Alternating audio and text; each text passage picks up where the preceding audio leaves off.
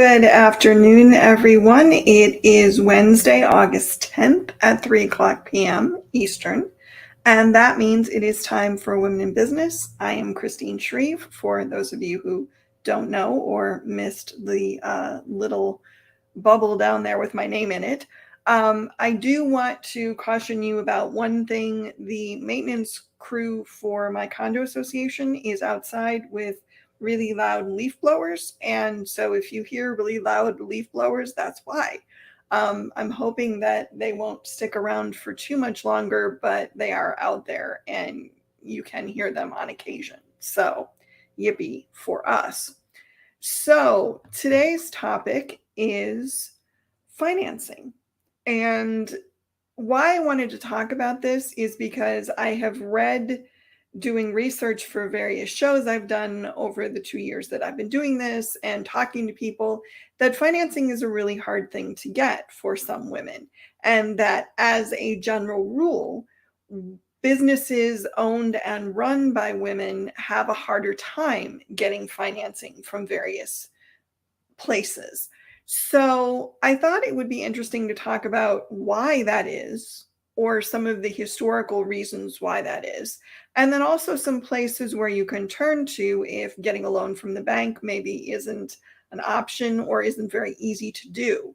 So it's kind of just, and I will caution you right up front, I am not an expert in any of this stuff. This is all based on things I've read, research I've done, stuff that, and there goes the leaf blower. Lovely. And stuff that I have picked up over, like I said, the course of researching shows and learning about things. So this is a really kind of basic overview. We're just going to talk about some of the issues. We're going to talk about some of the possibilities. I highly encourage you to do your own research if you are looking for funding and you need funding, because like I said, not a CPA, not an accountant, not an expert by any means, just someone who has an interest in the subject and is figuring out some financing things of my own right now. And as often happens, something in my life becomes a show. Now, the first thing that I want to do is, those of you that watch the show regularly know that I tend to spotlight a website or an organization that I think is doing good work for women. And apropos of the topic of this show, this week I wanted to spotlight grantsforwomen.org. And this is a website that actually spotlights and aggregates places that are offering grants for women. And it is actually like a pretty big category. There are a number of organizations, foundations, universities, other businesses that have created or are offering grants for women. So it can be a really fertile ground if you are a woman. And sometimes there may be less competition for grants, and some of the grants may be so specific that you can fit into the category very easily, but only certain people will fit into that category. So it can be a very nice way to find some money that can help you buy a new piece of equipment or take your business in a new direction or build a new location or whatever it is that you want to do. So grantsforwomen.org. And I will say too that after this show is over, I will make sure that on the Women and Business Facebook page, which you can find here, I will put a list of websites like the Grants for Women website, a list of female-run venture capital firms, stuff like that. So if you are looking for money, you'll have some places to start. So that is the plan for today. I'm going to look over here and see. Oh, some people I know you have to watch on replay because of the day job. It happens. I used to be in that situation too. Unfortunately, I'm never going to find a time when everybody can be here in person. So if you have to watch the replay, that's great because you can still see it and it's all there. And that's the important thing. But what I want to start talking about today is why it's tough for women to get financing. And if you read any article about women and loans or women in credit or women and financing of any nature, one of the first sentences you're probably going to read is typically it is harder for women to get financing than it is for men.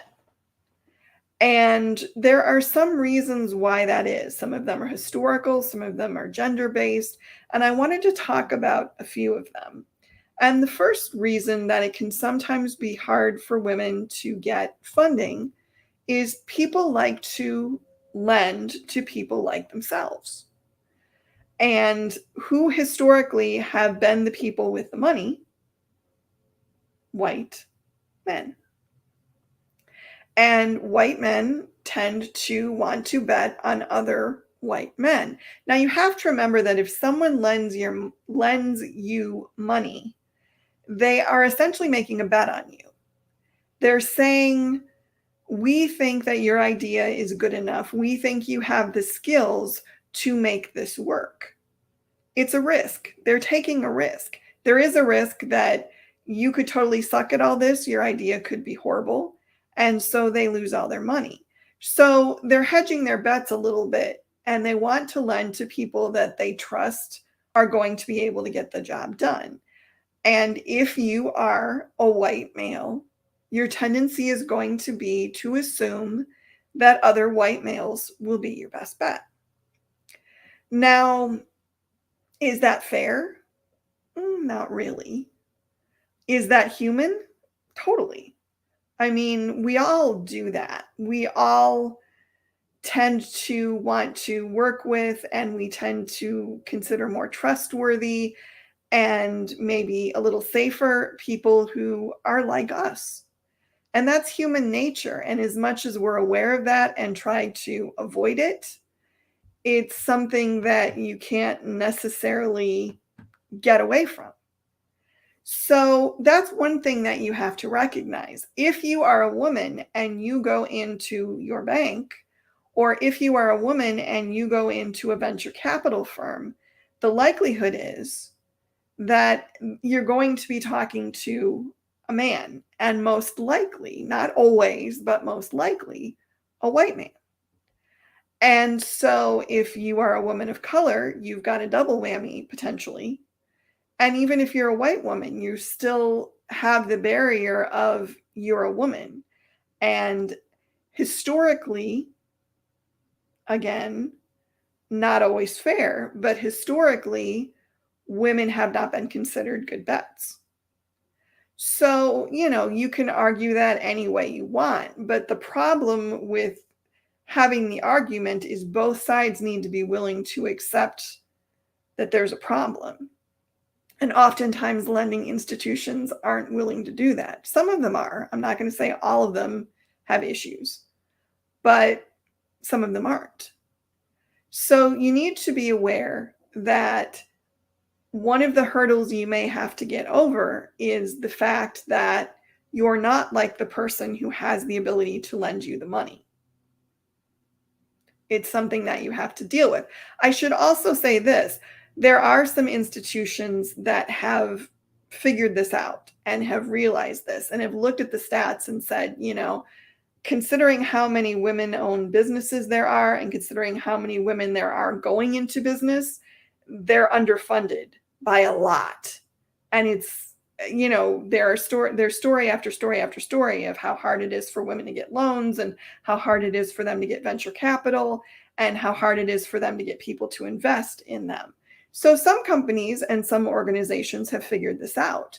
And there are now venture capital firms that are women-led. There are now venture capital firms that are women-founded. There are now banking institutions that are women-founded and led. So there are changes being made. There are people addressing this problem. But it is something that you need to be aware of. If you are male, and okay, just for the sake of argument, if you're a white male, you pretty much you need to have a decent credit record, and you need to have a viable business plan, and you're probably going to get your money. The hurdles for women and people of color are a little different and a little higher. And that's just the reality of the situation. And yes, I know it's 2022. And yes, I know there are people who are saying it's a post-racial and a post-gender world. It's not. Hopefully we get there someday, but we're not there yet. And that's why we need to have these conversations. Because if you understand the bias, and if you understand that it may not even be it may not even be overt. It may not be something that people even realize that they're doing. But when you're sitting in a room and you're figuring out who is going to get the money and who isn't, you're going to go first for the people who are like you, because you know in your heart that you're a good bet. And so you assume that people who are like you will be a good bet as well. Human nature. So you have to be aware of the bias before you can subvert the bias. And a lot of people would deny that that's an issue. And a lot of people don't like to be told that they have biases. It is what it is. I mean, nobody likes to be told that, hey, you tend to vote for people who look like you. You tend to award loans to people who look like you and who seem like you and who seem to have the same values as you. But it is what we do. And we need to be aware of it, because the first step in changing it is acknowledging it. And like I said, there are people out there who are changing it. And as I said earlier, on the Women in Business Facebook page, I will have a list of women-led venture capital firms. And if I can find it, a list of women-led banks or places that specialize in giving loans to women, because I think that's important. And if you're going in to get someone to support your dream, it helps if you don't go in with hurdles to jump right at the door. So just something to think about. The next reason that it can be harder for women to get money, gender expectations. And again, this is something that is maybe cultural and maybe unconscious. Women are often denied loans because if they're single, they might get married and decide they don't want to run their business anymore. Or if they're married, maybe they'll have children and then they won't have time to run their business anymore. And yeah, again, it's 2022. So we hear that kind of stuff and we go, really? Really? Seriously? People still think like this? Yeah, people still think like this. And there's also the kind of theory out there that women aren't as good at running businesses. Women aren't as confident when they run businesses. Women have a higher failure rate, which is not true, but there are people that think that. Women are a bigger risk. They can't manage money as well. They aren't as decisive, or they aren't as, I don't know, ruthless isn't the word I want, but they aren't as arrow focused on making their business run as a man would be.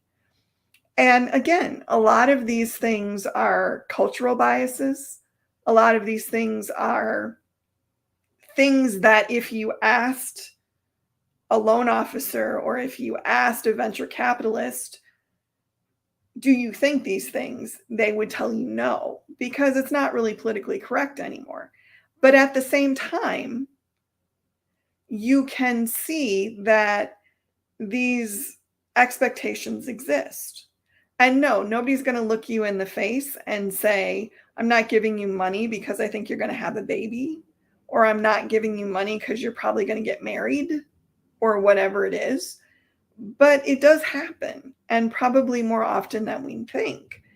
And certainly in parts of the world that aren't America, where the plight of women is even tougher, even though the plight of women in America is not so great right now. But, you know, where women are really distinctly second-class citizens, good luck getting anything there.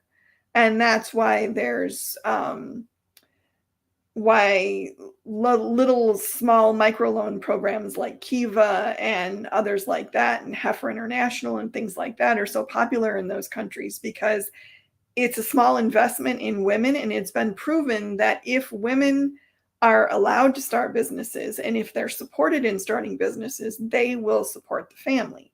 Men don't always do that.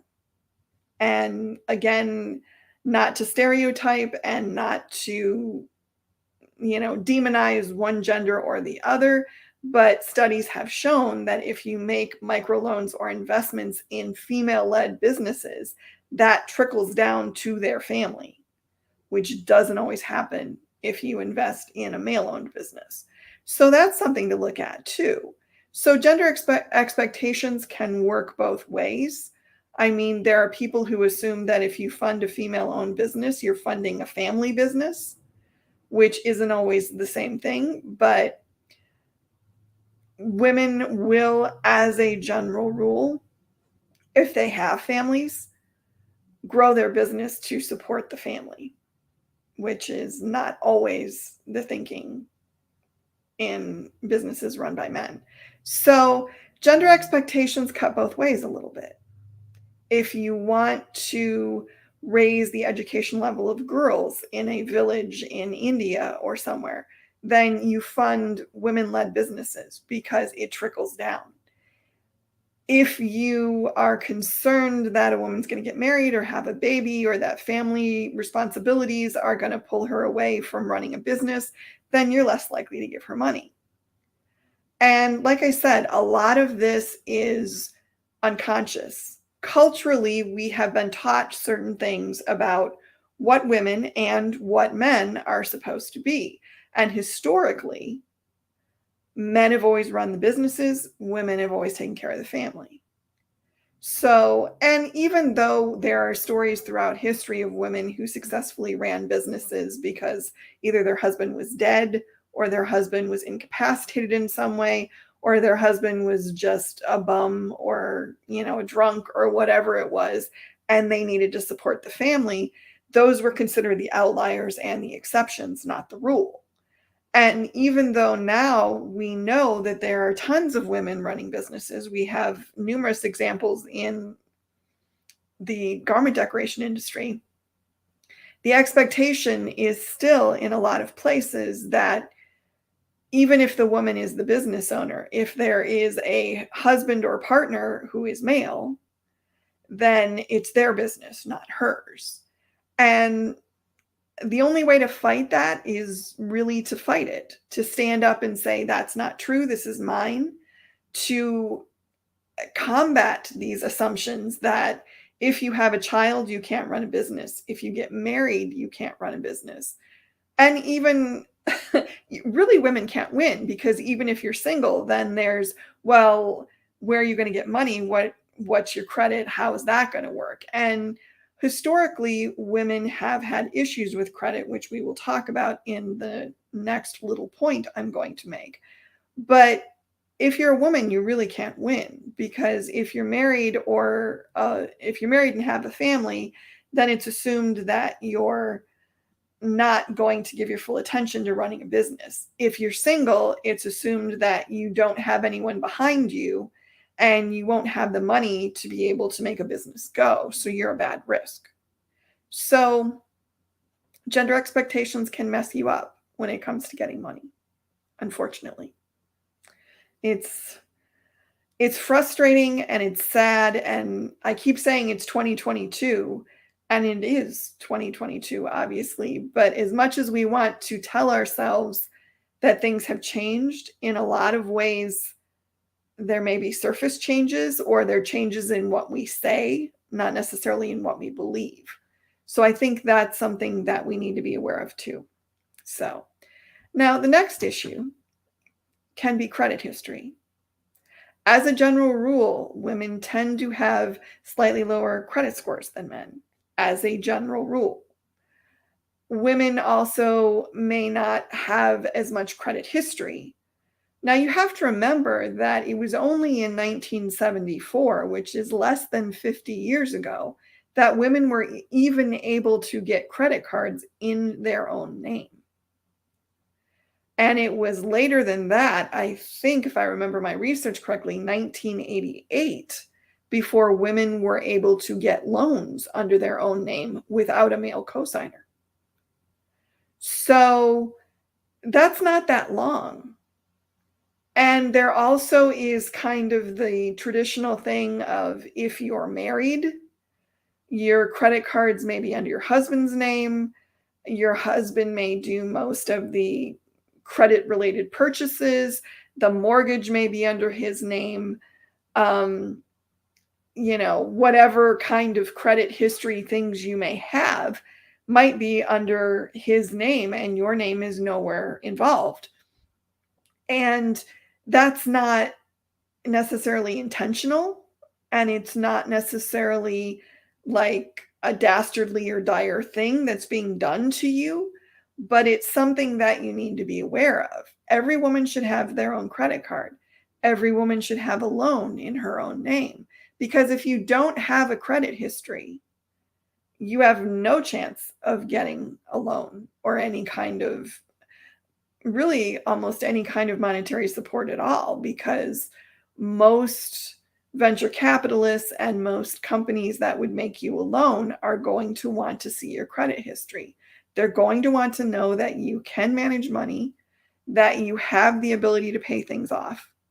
They're going to want to know all this. And like I said, this is historically, women didn't have the opportunity to get credit. And then gradually it started happening. But then women had to go out into the workforce. Women had to apply for credit cards.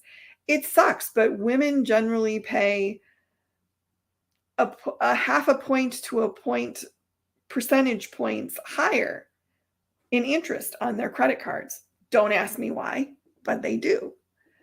So women get penalized for not having a credit history, but they weren't allowed to have a credit history. And the institutions that we set up and venerate, things like marriage, can also get in the way of creating a credit history. So if there's one thing that I could tell any woman out there, I would say make sure you have a credit card in your own name, that you use it and pay it off, and make sure that you have a loan in your own name. Could be a car loan, could be a loan for renovation on your house, something, anything.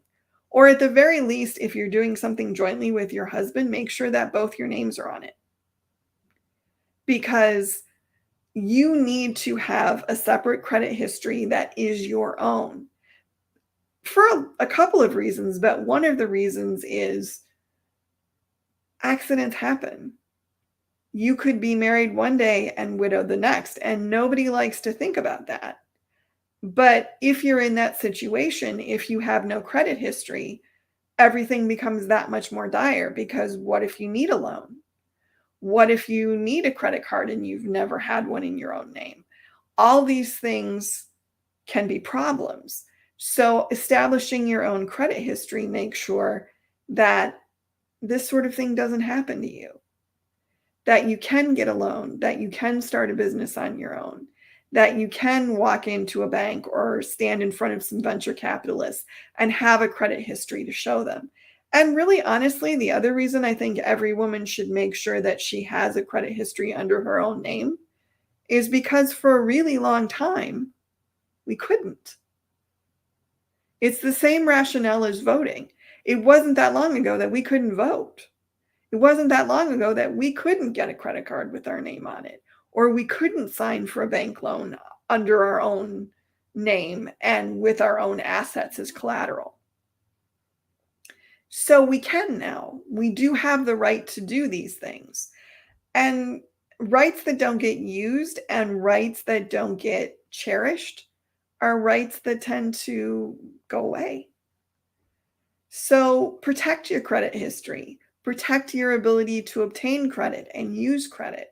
And if you aren't sure, or you're uncomfortable, or you're fearful about it for some reason, take a class, watch a webinar, talk to a money advisor, a financial consultant.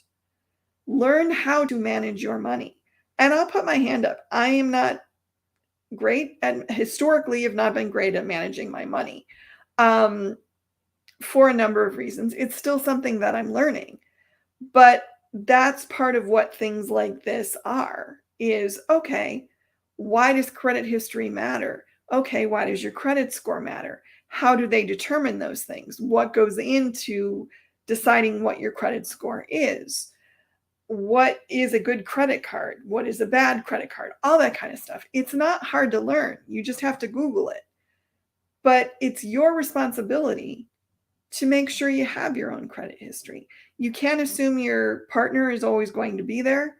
You can't assume that people are going to be willing to loan you money if they have no history of what you've done in the past in regards to money. You can't assume those things. So you need to make sure that you have your own credit history and that you are making sure to exercise the rights that you have. And Wendy says, what I find confounding, marketing and advertising know that women control most of the money in households and have a say in major purchases. Banks to me are still in the dark ages and favor males for lending. It is really confounding. But honestly, I think the dark age thinking is that women control most of the money, possibly, but not really. And they have a say in major purchases, possibly, but not really. The days of the husband doling out the grocery money are not that far away. And the days when the husband brought in the major incomes, so he had the say in the major purchases, are not that far away. And some, I don't want to call them traditions, but I guess that's, some cultural suppositions, I guess, let's call them, linger. And I think the assumption for a lot of financial institutions, which also, not knocking conservatives, because there are a number of conservatives that I really like, but conservative people tend to also be more historically bound. And so they tend to go for the more traditional sort of suppositions, so to speak. So, if you're a traditional guy, you may assume that the man still controls the money. It's sad, but it's not always wrong. So that's something to be aware of.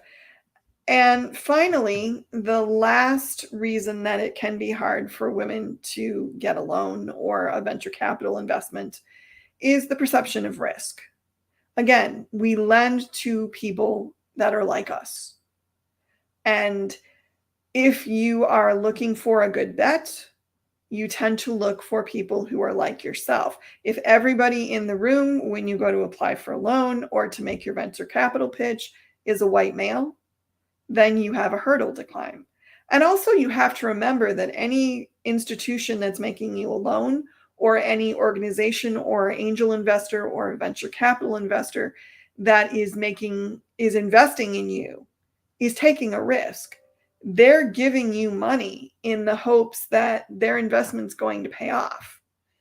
Or they're loaning you money in the hopes that you will pay it back with interest and they'll make money on their investment. Which, fair enough. If you have money and you give it to someone else to do something, I don't think it's wrong to want a return on that investment. I don't think there's anything wrong with that at all. Where the issue comes is when the assumption is that anyone who isn't like you is a risky investment, and so therefore you shouldn't do it. And there are statistics, which honestly I didn't write down because depending on which thing you read, the statistics were a little different. But I mean, women are getting a minuscule amount of venture capital investment. And they're getting a relatively small percentage of loans. It's harder. It's harder to do. It's harder to get the money. And when people ask, well, why aren't women starting more businesses? And you hear the old crap about, oh, they're not confident in their ideas. Well, that's crap. It really is. It's not that we're not confident in our ideas. It's that sometimes, more times than maybe it should be, we can't get funding. we can't get traditional funding to be able to open that ice cream shop or that embroidery shop or the quilt shop or the welding studio or whatever it is that we want to do. That's just reality. And perception of risk is part of the reason why. You assume that everyone that isn't like you is a riskier bet. And if you only have so much money to put out there and you need to get a return so you can keep investing in others, you're going to try to look to people who seem like you and thus seem less risky. Again, not always fair, but life ain't fair, as my mother used to always tell me. And sometimes you just have to deal with this is the reality of the situation and go from there. So these are some of the reasons why it's tough for women to get money. But if you need money, what are your options? Okay, let's start with your traditional loan. Your traditional loan, you go to a bank, you fill out a bunch of paperwork, you may have to do an interview, and then hopefully they agree to your terms and you get a loan. Now, as we talked about earlier, traditional loans are harder for women to get. There are some banks that are female founded and female led that will make loans to women more often. There are banking chains that have made a commitment to being more open to what you would call non-traditional borrowers, which basically are women and people of color, and probably people of different sexual orientations too. And, you honestly, in the end, you kind of have to ask, what does my gender or my color or my sexual preference have to do with whether or not I can repay a loan or whether I'm going to be good at business? The answer is nothing, honestly, except that historically and systemically, there have been more hurdles that people in those categories have to get over. And that is something that traditional loan providers may take into account, which when you think about it is kind of funny because they are part of the hurdle, but they're also looking at the hurdles you'll have to get over when they're evaluating whether you're a good risk or not. So it's an interesting little dichotomy that happens. And I don't know how we solve that. I think the only way we solve that is by just doing business with the places that want to do business with us. And we do know how the market works. If other businesses see some businesses doing very well, making loans to non-traditional business owners, then they're going to jump on the bandwagon, because the more that non-traditional business owners get loans and pay them back and prove that they're not risky, the more the traditional loan companies are going to decide that, okay, this is a better bet. There's a pool of money out there that we're not dipping our toes in, and we need to do that.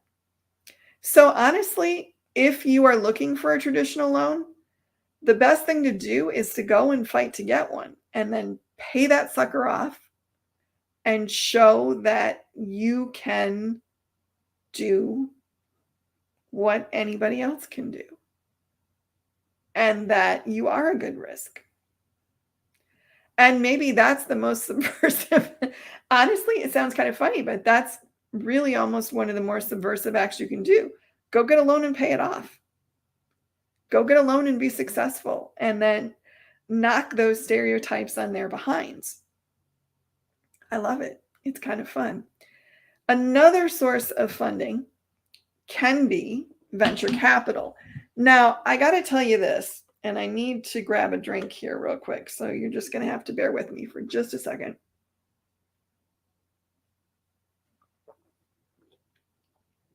So I did some research on venture capital, I'm not entirely sure I understand it totally. What I got from the research and the things that I read is that venture capitalists are people who have money to invest.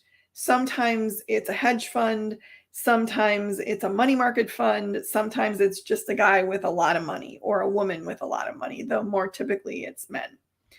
And they take pitches and award money to businesses they think are going to do well. It's essentially an investment. And usually the investment comes with some requirements, like they may want a seat on your board if you have a board. They may want some input into how things are run. And the goal is to invest in the business on the ground floor, see it grow, and then eventually have an IPO or sell the business to someone, and the venture capitalist gets their investment plus a return of some sort. And then that's how they make their money and keep investing in other businesses. Now, if you've ever watched Shark Tank on ABC, those guys are venture capitalists. Essentially, that's how it works. I mean, not in TV show style, but essentially, you go into a venture capitalist, you do an interview, you make a pitch, you might have to provide documents, you tell them, what your idea is, why you think this is going to work, what you need from them, and then they decide whether or not they're going to invest in you. It's not a traditional loan. The people who control this are not a bank. It's generally a group of people. Sometimes it's a single person. And like I said, sometimes it's a money market fund, sometimes it's a pension fund, and it's a way for them to grow the fund. So they're investing in companies that they hope will prosper and eventually sell for enough money that they get their investment back plus something.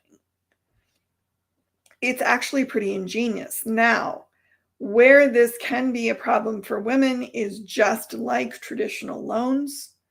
Venture capital firms lend to people like them, and most venture capital firms are capitalized and they're led by white men. That trend is starting to change. There are more women starting venture capital efforts. There are more women that are heading venture capital firms. So it is slowly changing, but the majority of venture capital firms are still led by white males. So that's something that you need to be aware of. You can do research, and like I said, after this is over, I will put up on the Women in Business Facebook page some links to information about, among other things, women-led venture capital firms or venture capital firms that were founded by women. So, or venture capital firms where women are one of the principals. And venture capital, honestly, for most of the people that watch this show, is probably something that isn't necessarily something that you would do. Venture capital tends to be people investing hundreds of thousands or millions of dollars in a company. So these are big ideas, ambitious ideas. But, venture capital is something that if your idea is big enough or if you are thinking grand enough, it might be worth pursuing. And if you're going to pursue it and you're female, if you can find a venture capital firm that is women-led or women-started, women-founded, women-owned, whatever you want to call it, you're probably going to have at least a slightly better chance. So, as with most of these things, do your research. Find out which venture capital firms in your neck of the woods are women-led or women-owned, and then hit them up first.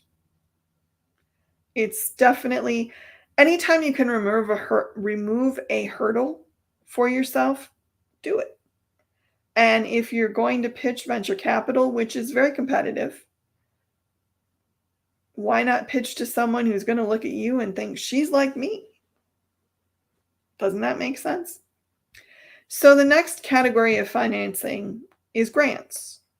And personally, I think grants are amazing. And there are a gazillion grants for women, centered on women's issues, um, offered to a particular subcategory of women, whatever you want to call it. So again, this is a research thing. You can start with um, grants.gov or the grantsforwomen.org URL that I showed you earlier. Grants.gov is the government database of grants. You can look for grants from local organizations in your community. There are a number of organizations. The American Association of University Women has grants. There are other organizations. I mean, if you Google grants for women, you're going to come up with a whole list of them. And what is nice about grants is that grants are not loans. You don't have to pay them back. They're typically smaller amounts. But there are grants out there if you want to write a book. There are grants out there if you want to start a business. There can be grants to help you market a business or create a website or whatever it is. You just have to find the grant that does the thing that you want to do. And another thing that can be useful about grants is some of them are very, very specific. So you have to meet certain criteria in order to qualify for the grant. And if the criteria is specific enough, the pool of people competing for the grant can be fairly small. So you have less competition for the money that you want. So that can be a good thing. The thing about grants, one thing that you do need to know, and I was not aware of until I started doing research for this show, is that grants are taxable. You do have to pay taxes on them for the most part.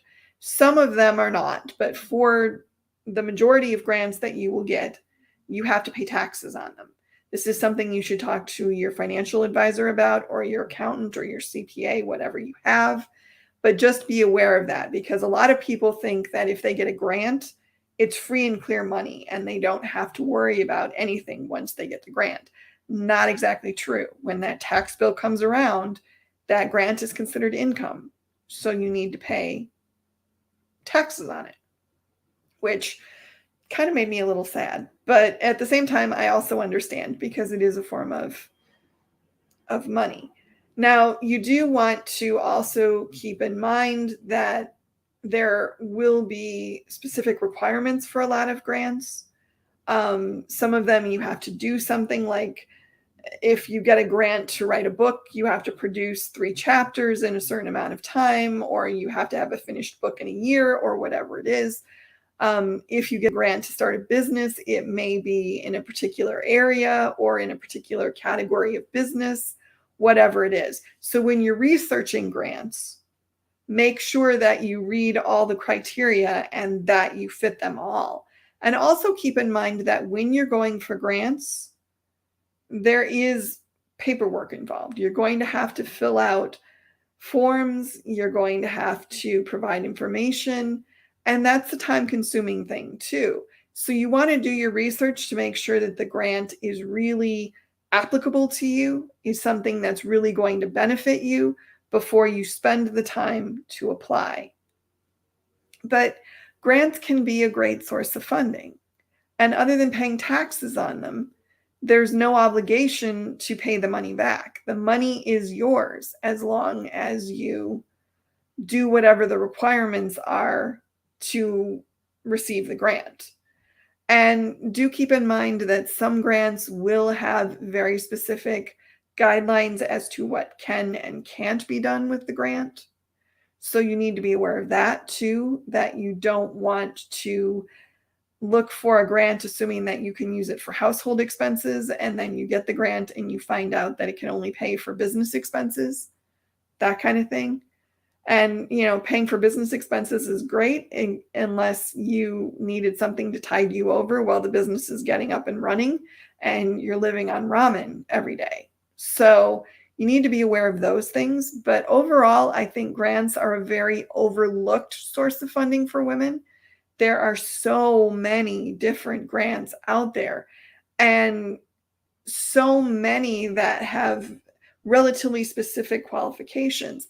And also, when you're looking for grants, don't neglect your local chamber of commerce, your local university if you have one, um, philanthropic organizations that may be in your community.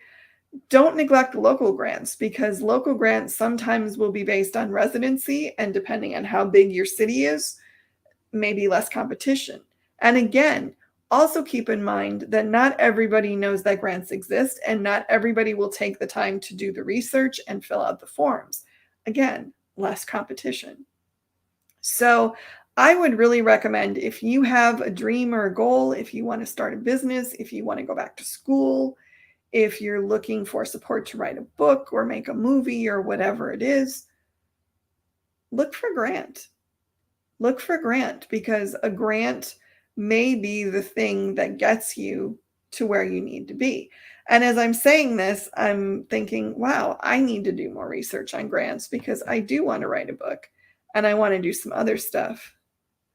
And Wendy makes a good point here. Other consideration, not conventional, but taking money out of your 401k, invest in yourself.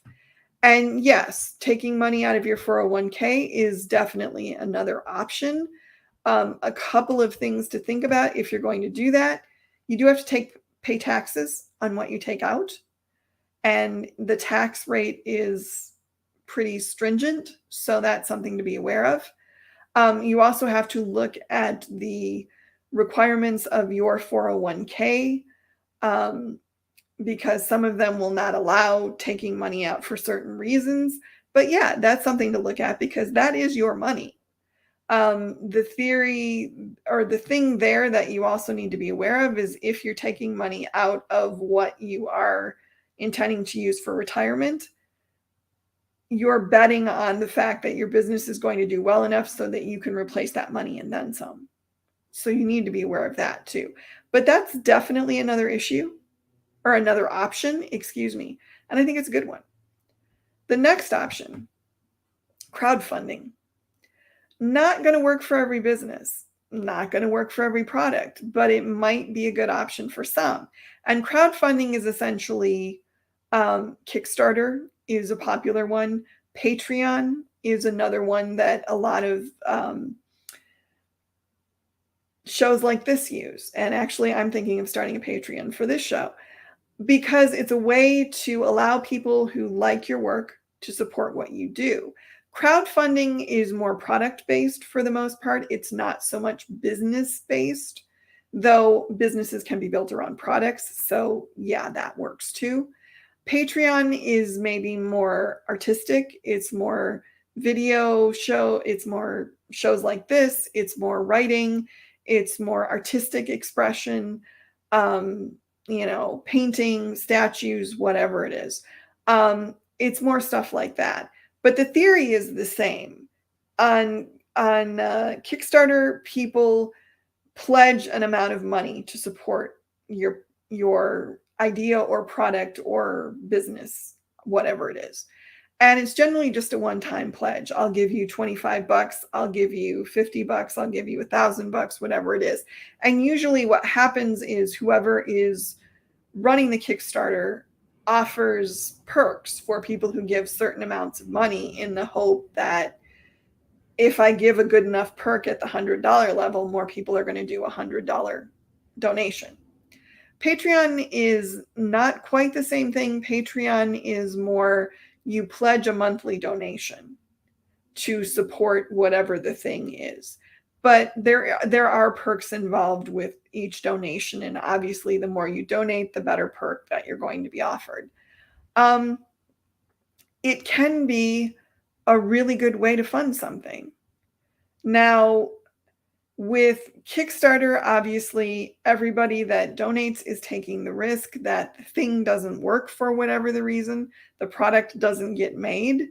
I'm not entirely sure how that works. I don't know if the money then goes back to those who donated it, or, if there's a certain amount of time and then if it fails, the money stays with the person who started it. I'm not really sure about that. And for some people, Patreon they don't necessarily want to donate every month. In those cases, there are other smaller kind of crowdfunding things where there's one, I don't remember the name of it. I'll have to look it up, but where it's basically like buy me a cup of coffee, donate $3 or $4 if you watch my show and the cost of a cup of coffee essentially, and help support me that way. So crowdfunding can be a really good option. And you have to put some work into building something that people are going to want to crowdfund and to explaining your idea and all that. But there have been people who have done very, very well on Kickstarter, and there are people who are doing very, very well on Patreon. So it's just a matter of deciding if this is something that works for you. And also, there are some people who feel that there's a little bit of stigma attached to that you should be able to get traditional funding, which honestly, I kind of feel like especially in the case of artists, writers, movie makers, whatever it is, the tradition of having a patron or patrons goes back centuries. So what's so different about we're just doing it online now? And if you like somebody's art and you want them to be able to keep making art, what's wrong with supporting it? And for Kickstarter, if you want to be a venture capitalist, but you don't have, $80 million, but you can give 100 to support a product or a project that you like, I think that's amazing. I think that's wonderful. And I love that this has become a way that people can support their dreams and that other people can buy a piece of those dreams. I love that. And then the last way, if all else fails and you have decent credit, you can use credit cards until you start making money. I don't necessarily recommend this. I know of businesses that have done it and have been successful at it. I'm not wild about this idea, but I understand why people would resort to it, especially if you have gotten a number of credit cards over the years. You may have a reasonable amount of credit that you can use to support yourself while you're working to make money. The downside to this is you do pay interest on everything you charge on your credit cards. And if you run them up enough, then it's not a debt that you can pay off every month. So you're going to pay interest. Is it any different necessarily than getting a loan from the bank? Yeah, a little, because credit card interest tends to be higher. So that's something you need to be aware of. But if all else fails, if you're not comfortable with trying crowdfunding, if you can't find a grant that suits your needs, credit cards could be a viable way to get a business up and running. And again, you're betting on yourself. So something to consider. Like I said, not my favorite, but an option. And Cindy says, I like the way you presented your topic. You showed the history and then you gave solutions. Well, thank you, Cindy. I thought it worked that way. And I wanted to talk about the history a little bit because I think we need to understand why we're where we are and why it isn't as simple for a woman to walk in and get a loan or to get venture capital as it might be for a guy. So I thought we needed to have a little history before we started talking about what the possibilities are. And I think the big thing to remember here is that there are always options. They may not be the most fun options, but there's always options. And if you're really serious about doing what it is that you want to do, keep looking for the options. Keep trying to find a way to make the thing you want to have happen. And don't let people tell you no. Because one of the advantages of the internet, and I get that there are a lot of drawbacks about the internet, but one of the advantages about the internet is that it has expanded our world. And it's expanded the ways in which we can find out about things, the ways we can communicate with people, and honestly, the ways that we can solicit money. So take advantage of those ways. You only have one life. And people are going to tell you no almost every day of it sometimes. So you need to believe in yourself and you need to keep fighting for what you want to do. And if it doesn't work one way, if this door closes, then go through the window or find a tunnel or climb over the wall, whatever you have to do. These are some options that I gave you here. I will by no means say these are the only options, but this is important. Keep fighting for what matters to you and keep fighting for your place at the table. It's important.